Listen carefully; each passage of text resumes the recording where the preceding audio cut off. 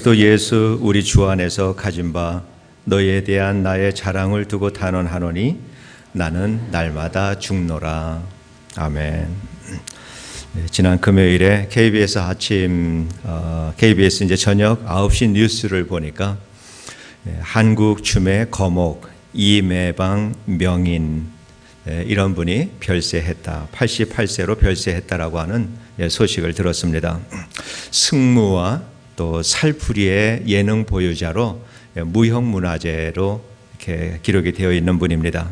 그러니까 한국에서 한국 춤을 가장 잘 추는 분이다. 이렇게 이해할 수 있겠죠. 그분이 남긴 말이 있습니다. 죽을 때까지 무대에서 춤추고 여태껏 그렇게 살았고 다시 태어나도 춤추는 남자 무용가로 살겠다. 이런 말을 남겼습니다. 춤을 위해 태어나고 춤을 위해 살다가 춤추다 죽겠다. 이 말씀입니다. 어떤 일을 하더라도 자기가 가야 하는 길을 분명히 알고 흔들리지 않고 그 길을 가는 사람들의 모습을 보는 것은 참 아름다운 모습이다. 이렇게 생각이 듭니다. 성경에도 복음을 위해서 세상에 태어나고 복음을 위해 살다가 복음을 위해 죽은 사람들의 이야기가 성경에 많이 나와 있습니다. 그런 사람들이 많이 있지만은 그래도 어떤 한 사람에 대해서 자세하게 기록이 남아있는 것은 아무래도 사도 바울이다라고 하는 생각이 듭니다. 바울이야말로 오직 복음을 위해서 태어났고 복음을 위해서 살다가 복음을 위해서 죽은 사람이다. 우리가 다 아는 것입니다. 내가 무엇을 위해서 살아가고 있는지, 내가 가는 길이 어느 곳인지 이거를 분명히 알고 살아가는 사람은 참 행복한 사람이다. 이렇게 생각을 합니다. 그리고 게다가 내가 추구하는 이러한 인생이 영원하고 최고의 가치를 가진 것이다 라고 하는 것을 확신하고 살아가는 사람은 이보다 더 행복한 사람은 없겠지요. 이런 사람은 세상의 재물이 유혹을 하지 못합니다. 세상의 명예를 추구하지 않습니다. 그리고 생명에 대한 위협조차 이러한 사람들의 마음을 돌이키지를 못합니다. 러시아의 문호 톨스토이가 사람은 무엇으로 사는가라고 하는 그의 책에서 이렇게 묻고 대답을 합니다. 사람은 무엇으로 사는가? 그러면서 대답하는 것을 사람은 자신만을 생각하고 걱정한다고 살 수 있는 것이 아니라 사람에 의해 살아가는 것. 이렇게 표현을 했습니다. 그러니까 사람은 다른 사람들과 더불어서 살아가는 존재다. 이거를 말하는 것이죠. 더불어 살며 좋은 세상을 만들어 가려면은 사람에 대한 믿음이 있어야 합니다. 함께 살다 보면 잘 될 거야. 이런 막연한 기대가 믿음이 아니지요. 열심히 노력하면은 지금보다 살기 좋은 세상을 만들 수 있을 거야. 불확실한 신념도 기독교가 말하는 그러한 믿음이 아닙니다. 그 믿음은 우리들의 생각하는 사람에 대한 믿음이 아니라 하나님의 눈으로 바라보는 사람에 대한 믿음을 말합니다. 하나님께서는 한 영혼을 구하기 위해서 독생자를 세상에 보내시고 그를 십자가에 죽이심으로 심판하셨습니다. 그렇게 하심으로 모든 죄인들의 죄를 다 씻어주시고 그들을 구원해 주셨습니다. 하나님께서 보시기에는 한 영혼은 이 세상에 있는 어떠한 영혼이라도 그 한 영혼은 하나님께서 아들을 대신해서 죽이실 만큼 소중한 영혼이다. 하나님께는 그러한 영혼들입니다. 구원받아서 하나님의 자녀가 된 우리들을 하나님께서 그렇게 소중하게, 우리들만 그렇게 소중한 존재로 여기시는 것이 아니라 우리가 생각하기에 저런 사람들이 어떻게 구원받을 수 있을까? 구원의 가능성이라고 하는 것은 조금도 보이지 않는 그러한 악한 사람들, 더럽고 추잡한 사람들, 하나님께서는 그 사람들을 위해서도 똑같이 그의 생명을 내어주실 만큼 그들을 사랑하고 그를 소중하게 여기는 분이십니다.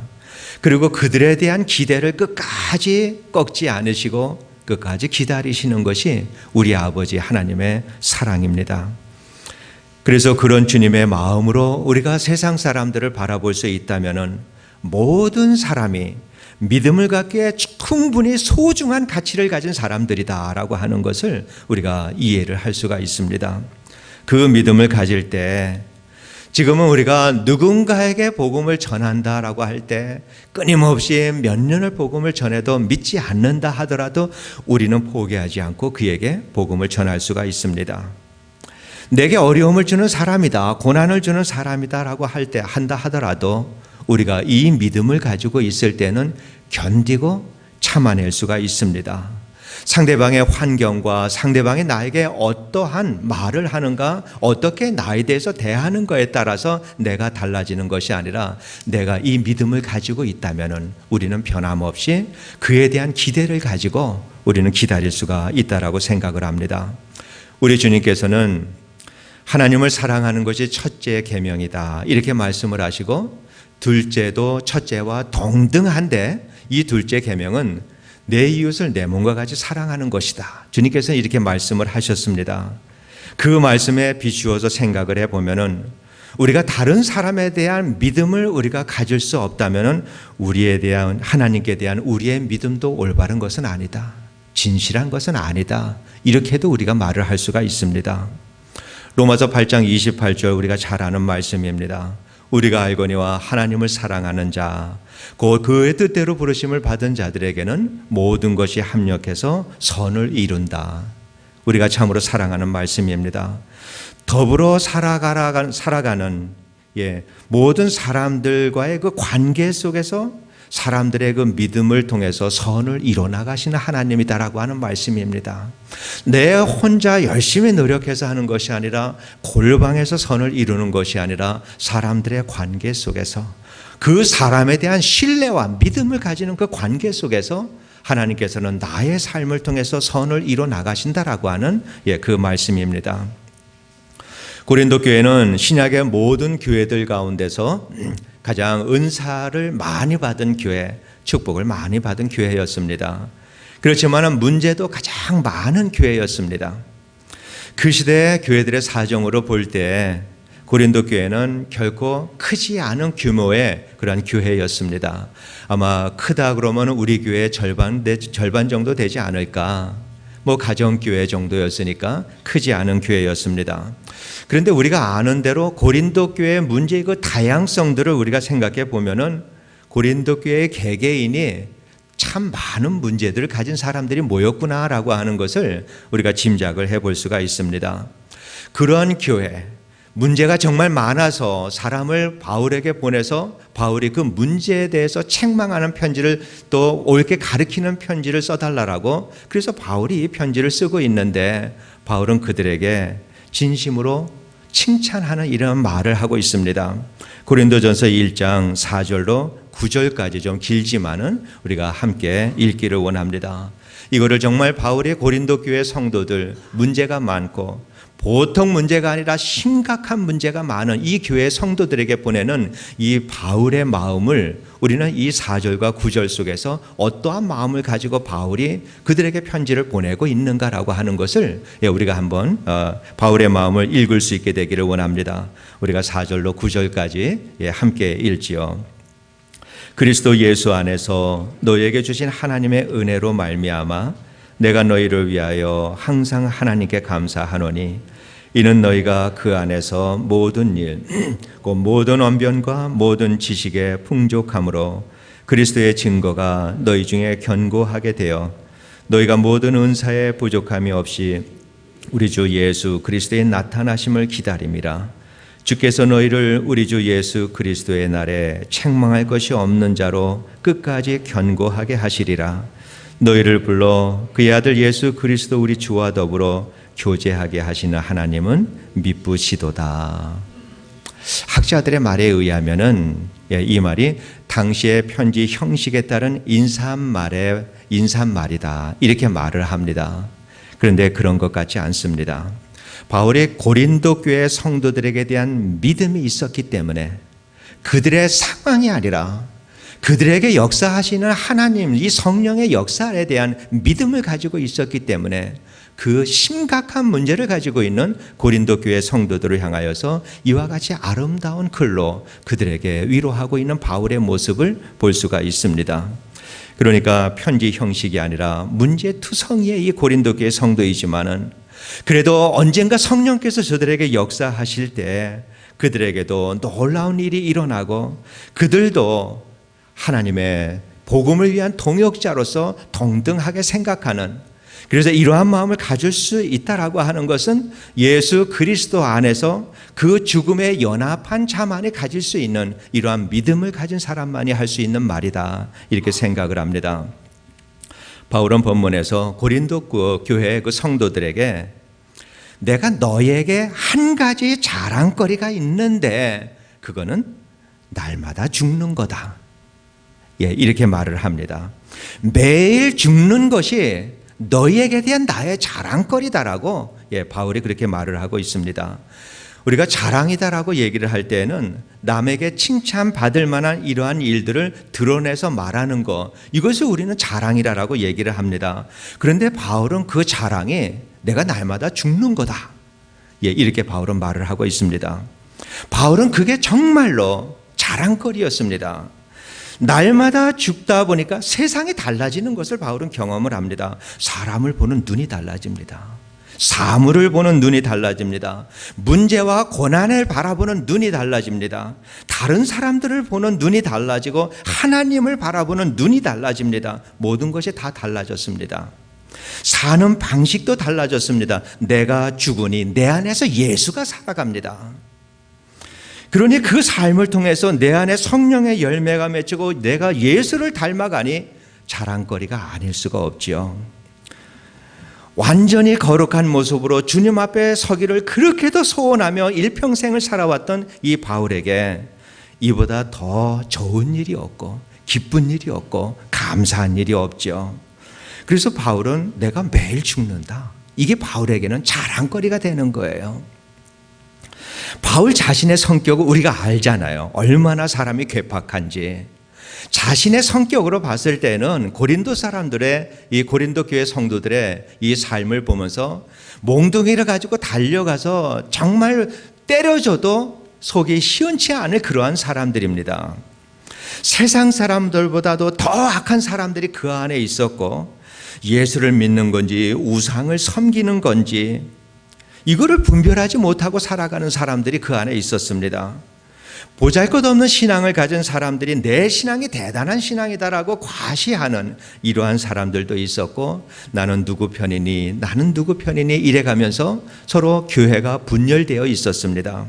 그러나 비록 그들이 인간적인 눈으로 볼 때에는 형편없는 교회요 형편없는 교인들이라 하더라도 날마다 죽음을 대면하고 살아가는 바울의 눈으로 볼 때에는 여전히 그들도 주님이 사랑하는 사람이고 주님의 몸된 교회에 속한 사람이다라고 하는 것을 알았기 때문입니다. 성령의 역사가 있다면 저들이 변화가 되어서 하나님의 백성으로 바로 살 사람들이고 복음의 증인 역할을 위해서 바울과 동역을 할 수 있는 이러한 사람들이기 때문에 바울은 그들을 소중하게 여기고 있는 그런 모습을 보게 됩니다. 그러니 날마다 예수 그리스도 안에서 죽음과 대면하는 이러한 삶을 살아가면서 바울이 그러한 놀라운 영적 안목을 가지게 되었다라고 하는 이 사실을 생각하니 그 사실을 자랑할 수밖에 없었던 것이죠.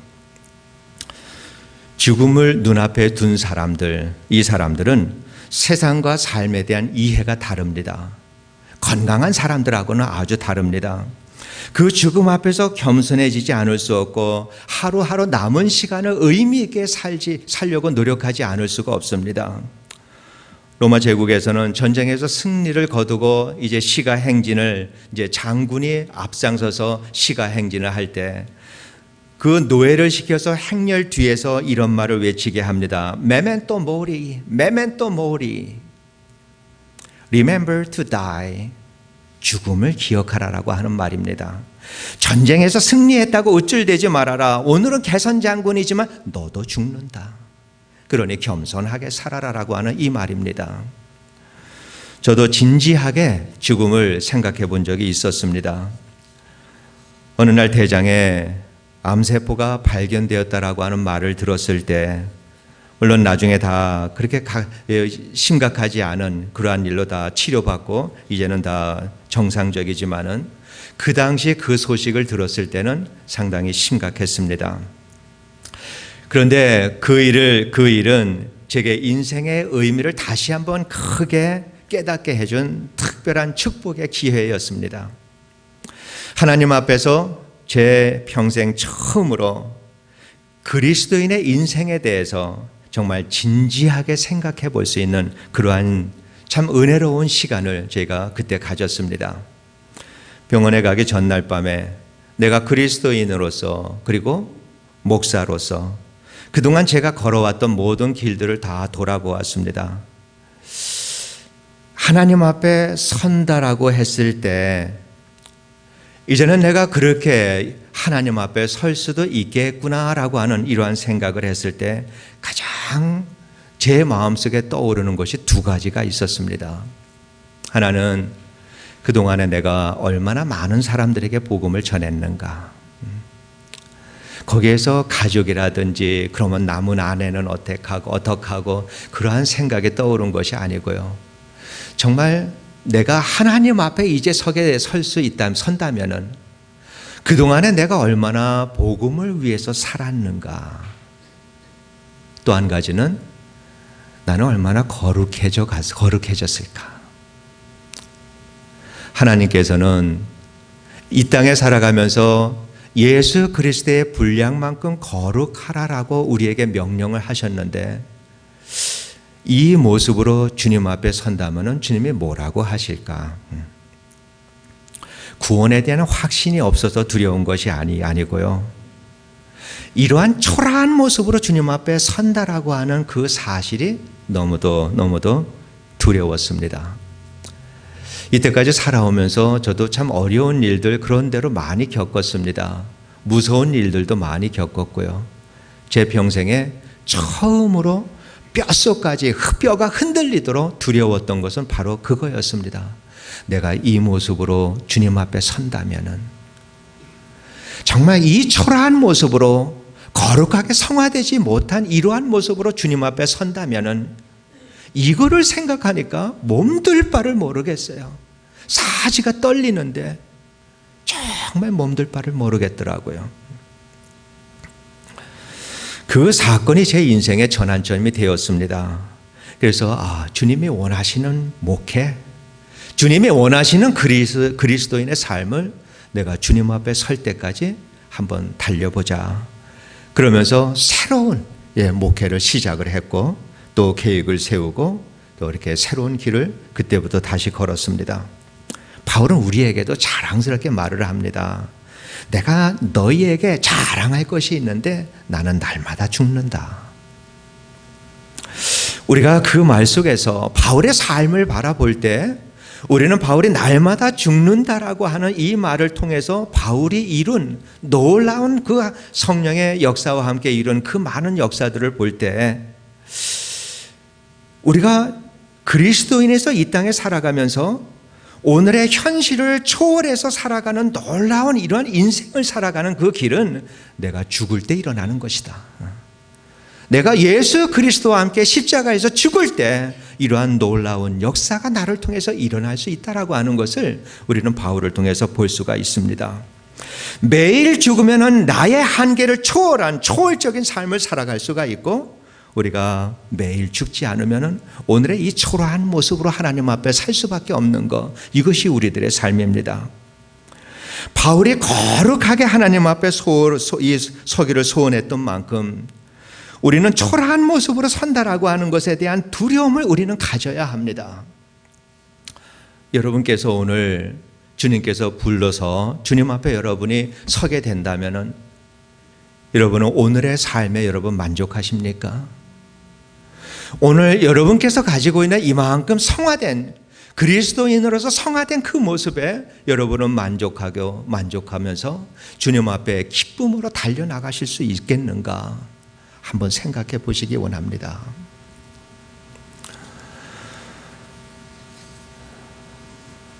바울은 개인적으로 보면 정말 뛰어난 사람이었습니다.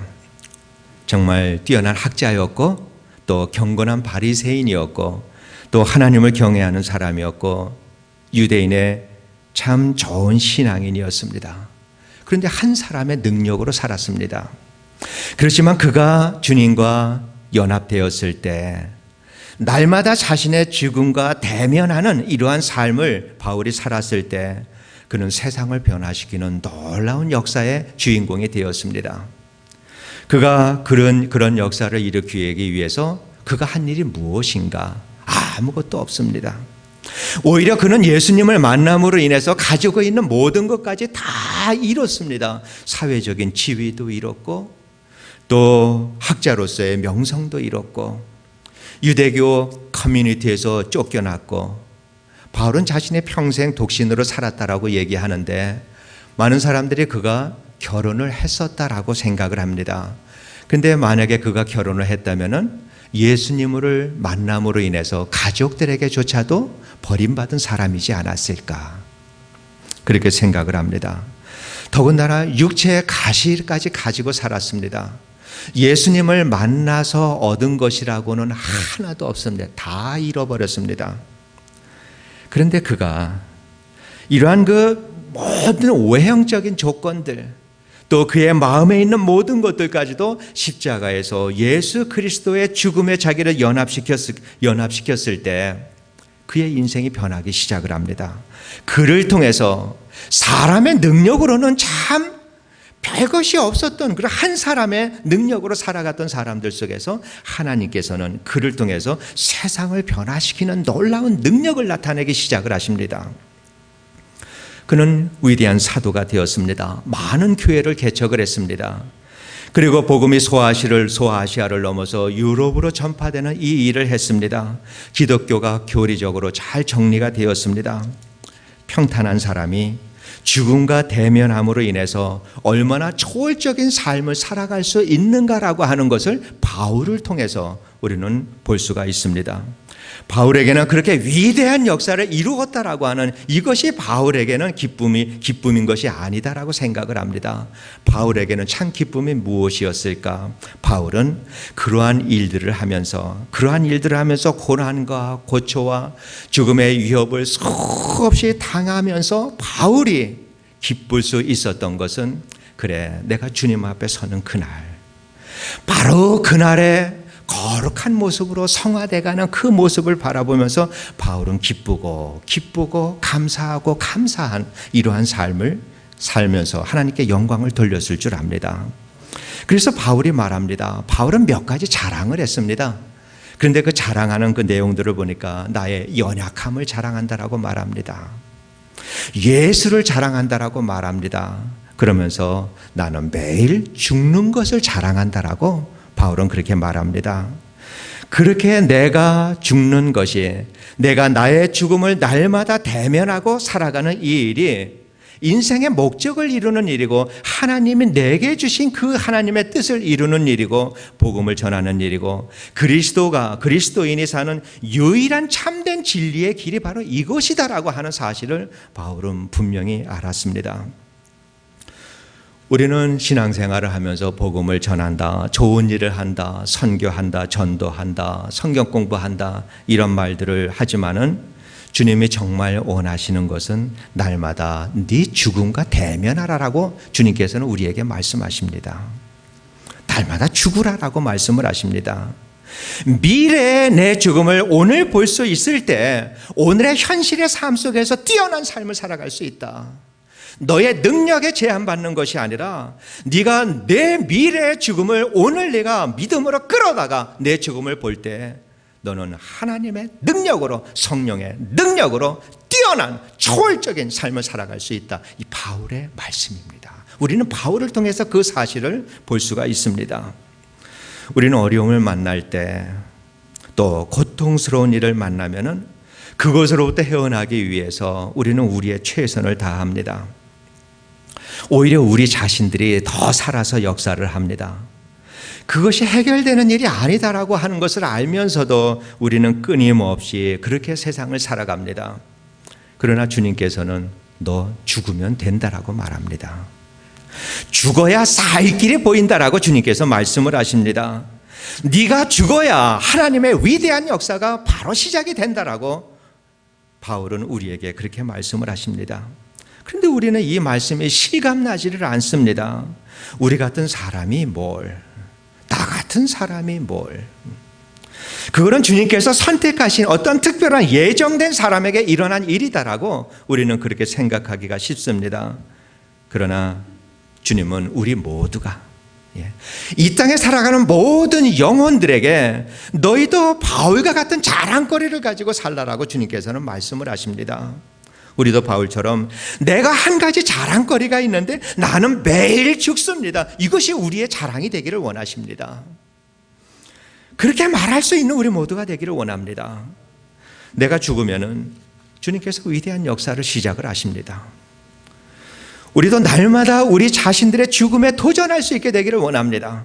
바울처럼 나는 날마다 죽노라 라고 이렇게 고백을 하고, 그러면서 내가 죽음으로 인해서 나는 죽고 예수가 살아가는 이러한 삶을 우리가 매일매일 경험하며 살 수 있게 되기를 원합니다. 이렇게 하지 못하는 것에 대해서, 나의 연약한 믿음에 대해서 주님 나를 도와주옵소서, 나도 잘 죽게 하여 주옵소서, 시시때때로 나도 잘 죽을 수 있는 이러한 믿음의 사람이 되게 해달라고 주님께 간구할 때 주님께서는 우리를 도우시리라 그렇게 믿습니다. 우리는 내가 죽을 때마다 새로운 것을 볼 수 있는 이러한 놀라운 경험을 하게 될 것입니다. 사람에 대한 믿음이 우리에게 일어나기 시작을 할 것이고, 성령의 역사에 대한 것을 확신하게 될 것입니다. 한 영혼이 천하보다 귀하다라고 하는 이 말씀이 기독교가 말하는 상투적인 표현법이 아니라 이것이 사실이다라고 하는 것, 우리는 깨달을 수 있게 될 줄로 믿습니다. 오늘의 삶에 우리가 매이지 않고 눌리지 않고 남들보다 뛰어난 삶을 살아가는 이 길은 남들보다 밤낮 잠을 자지 않고 열심히 노력하는 것이 아니라 날마다 내가 죽을 때 일어난다라고 하는 이 사실을 우리가 기억하며 살 수 있게 되기를 원합니다. 메멘토 모리, 죽음을 기억하라. 이 말은 우리를 현세에서도 초월적인 이러한 삶을 사는 비결이고, 우리가 예수를 닮아가며 살아가는 우리 그리스도인의 비결인 줄로 믿습니다. 우리가 날마다 죽으면은 우리를 향하신 하나님의 뜻이 이루어지고, 우리를 통해서 좋은 세상이 만들어지고 복음이 전해지고, 주님 앞에 서게 될 우리의 모습이, 오늘은 나의 모습이 이러했는데 내가 또 하루 죽고 그 다음날 또 내 모습을, 하나님 앞에 선 그 미래의 내 모습을 바라보니 조금은 더 나아진 모습, 이렇게 조금씩 나의 미래의 모습이 변화되는 이 모습이 바울은 너무도 기뻐서, 고난을 당해도 그 모습이 더 나아지는 것이 너무 기뻐서 항상 감사하라, 항상 기뻐하라. 바울이 그렇게 했던 것처럼 오늘 우리가 날마다 죽을 때 내 미래의 모습을 그렇게 바라보면서, 그래, 오늘의 고난을 당해서 그 모습을 바라보며 조금은 더 성화되고 조금은 더 나아지고, 이 모습에 너무나 기뻐서 우리는 온전히 주님 앞에서 주님께 붙들림 받고, 주님이 원하시는 그 삶을 나를 통해서 나타낼 수 있도록, 나는 죽고 그리스도가 살아가는 이 삶을 살 수 있도록 나를 온전히 주님께 내어 맡기고 살 수 있게 되기를 정말 여러분의 마음속에 결심하고 그러한 삶을 살겠노라고 다짐하며 살게 되기를 원합니다. 고린도 교회 성도들을 통해서 내가 그리스도 예수 우리 주 안에서 너희에 대한 자랑거리가 하나 있는데 나는 날마다 죽노라 이렇게 말했던 바울처럼, 우리도 그리스도 예수 안에서 나의 죽음을 날마다 대면하면서 매일 죽는 것을 나의 자랑거리로 삼고, 그래서 우리가 하루하루 살아가면서 우리의 삶 속에서 예수 그리스도의 죽음의 흔적을 수없이 남기며 살아가는 작은 예수로 이 땅을 살아가는 믿음의 성도들이 되시기를 주님의 이름으로 축원합니다. 기도하겠습니다. 은혜로우신 아버지 하나님, 감사와 영광을 돌립니다. 하나님, 우리도 바울처럼 살기를 원합니다. 하나님, 매일 죽는 것을 자랑하며 살았던 그 바울처럼 우리도 날마다 나의 죽음을 대면하고 살아가면서 나는 죽고 예수가 살아가는 그러한 삶이 내 삶의 영역에서 점점 확대되어질 수 있도록 성령께서 우리를 도와주시옵소서. 예수님 이름으로 기도드리옵나이다. 아멘. 우리 다 같이 일어나셔서